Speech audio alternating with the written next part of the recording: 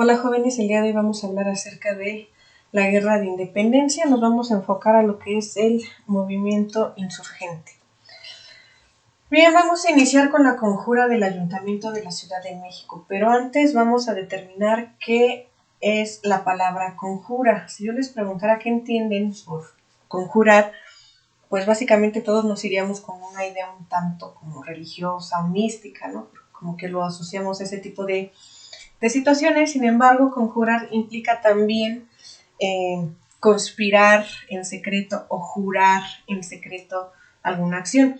Entonces, cuando nos hablan acerca de la conjura del Ayuntamiento de la Ciudad de México, se va a referir a esa conspiración que trató de organizarse en la ciudad. Esta se realizó como resultado de la invasión napoleónica. Estos conspiradores prácticamente pretendían que que en un momento dado se obtuviera un lugar para Fernando VII, para que gobernara aquí en México, lo que también llevó al enfrentamiento entre criollos y peninsulares. Aquí se va a dividir en dos, los criollos y los peninsulares. Los criollos intelectuales, que eran encabezados por Fray Melchor de Talamantes, Francisco Primo de Verdad y Francisco Azcárate, ellos pedían que prácticamente fueran los criollos los que en un momento dado ya gobernaran la Nueva España, que aprovecharan ese momento en que Fernando VII fue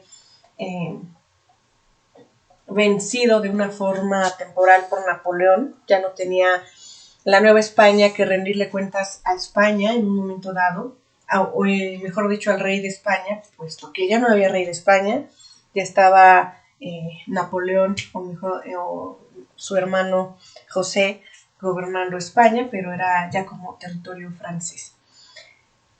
Y los peninsulares querían que se proclamara rey a Fernando VII aquí en la Nueva España y como virrey a Pedro de Garibay. Lo único que decían que pues nada más era cuestión de traer a Fernando al territorio novohispano y ya, o sea, se seguía con esa misma dinámica, ¿no? Obviamente esta movilización fue descubierta.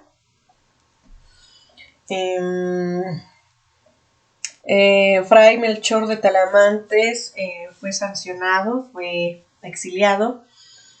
Sin embargo, Francisco Primo de Verdad fue encarcelado y murió de por causas misteriosas en su celda. Francisco Azcárate pues también fue sancionado. Dentro de las conspiraciones que se llevaron a cabo antes de que se iniciara el movimiento insurgente, tenemos la conspiración de Valladolid, encabezada por el arzobispo de Michoacán, Manuel Abad y Queipo. Y ellos lo que querían era que se formara una junta provisional que gobernara en nombre de Fernando VII, mientras él se encargaba de recuperar su trono en España.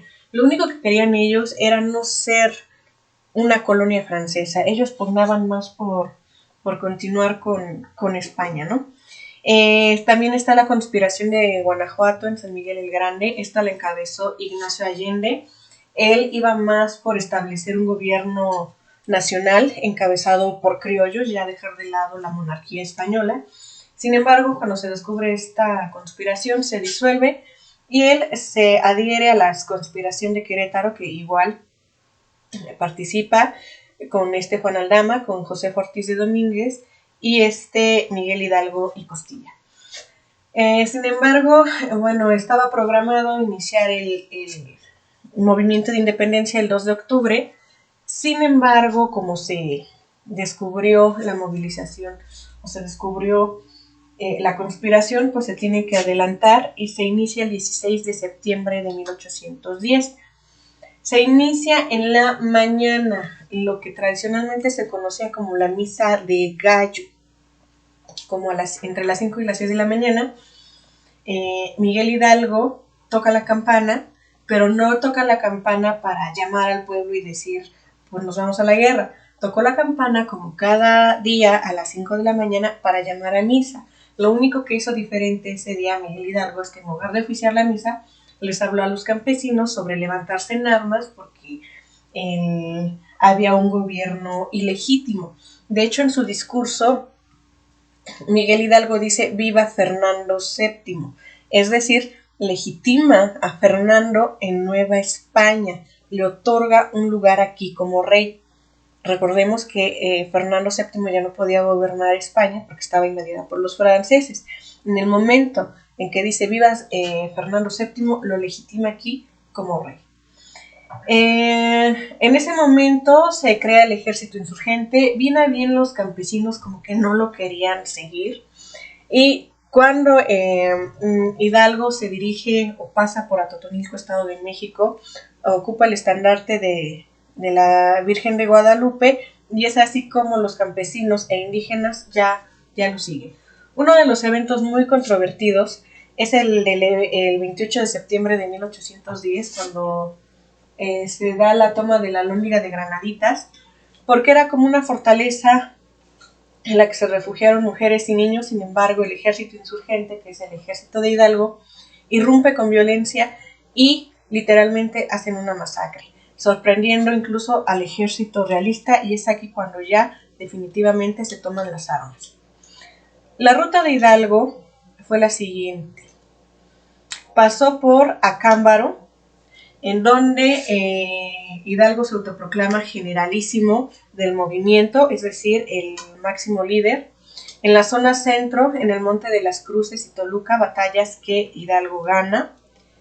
Y es aquí donde empieza a surgir ciertas diferencias entre Hidalgo y Allende. Allende, como militar, pues tenía mayor conocimiento acerca de las acciones que se debían de tomar. Sin embargo, Hidalgo, como ya se había proclamado generalísimo, ya no quería escuchar bien los consejos de Allende, y así que cada uno toma una ruta distinta. Allende se va a Guanajuato e Hidalgo a Valladolid, lo que es hoy Morelia.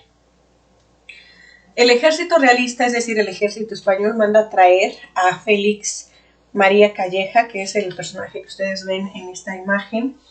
Él prácticamente va a ser el talón de Aquiles de Hidalgo. Para fines de 1810, el ejército insurgente recibe una derrota en Aculco, en Guanajuato y en el puente de Calderón. Fueron batallas perdidas y de forma consecutiva, a grado tal que Ignacio Allende manda quitar a Miguel Hidalgo, no lo manda a quitar, discuten e Hidalgo cede el lugar de general y Allende lo ocupa. En Saltillo les ofrecen una amnistía, es decir, el gobierno de la Nueva España les ofrecen parar con el conflicto, con la condición de que les iban a perdonar la vida. Lo rechazan los insurgentes, continúan con su ruta. En Coahuila son aprehendidos y en Chihuahua son fusilados el 26 de junio de 1811 Ignacio Allende y Juan Aldama. Para Miguel Hidalgo, obviamente, tardó más. A él lo fusilan el 30 de julio de 1811. ¿Por qué? Porque por el solo hecho de ser sacerdote, él tenía que pasar por un procedimiento previo que se llamaba la humillación clerical. Esto significaba que la iglesia lo tenía que desconocer como sacerdote y en un momento dado hacer un procedimiento para considerarlo como un civil más. ¿A qué me refiero con esto? Según la tradición católica, cuando una persona se va a ordenar como sacerdote, le ungen con un aceite, le llaman santo crisma, le ungen las manos y la frente. Esto significa que va a estar ya reconocido como sacerdote y tiene ciertas facultades religiosas. En aquel entonces, pues obviamente los soldados no querían asesinar a un sacerdote porque ellos creían que iba a ser un pecado muy grave, así que la iglesia estableció ese procedimiento de humillación que consistía en rasparle las manos y la frente, simbolizando que la iglesia católica pues ya lo iba a desconocer y ya podían fusilarlo. Bien, una vez terminada la explicación, por favor realiza la actividad de rúbrica. Nos vemos pronto.